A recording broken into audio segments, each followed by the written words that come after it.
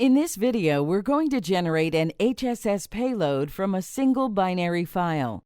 We've already downloaded a copy of the HSS repository from the PolarFire SoC GitHub. To learn about the HSS and how to configure your system to build it, watch our video called "What is the HSS?"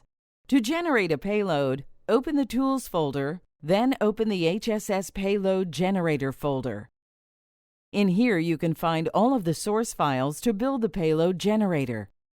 We've got a copy of the HSS generator binaries here. There is a copy of the HSS generator executable, a payload.elf file, which is the source for our payload, and a config.yaml. In the config.yaml file, we name the payload test image. Then define the heart entry points. The U54_1 is going to start from this address, and the U54 2, 3, and 4 are going to start from the addresses shown here. We've defined the payloads at the bottom and have a payload.elf. The execution address is shown here, and the owner heart is U54_1. It will execute in M privilege mode.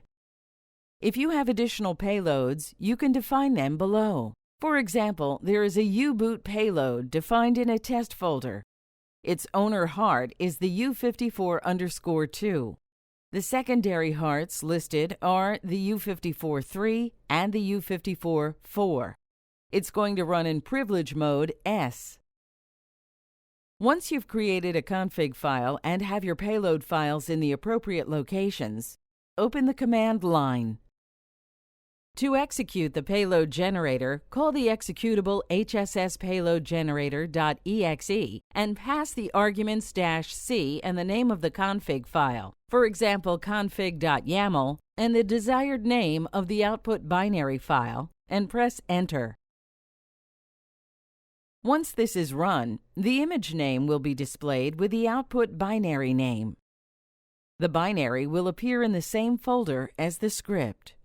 In our next video, we will program the eMMC of the Icicle kit with an HSS payload.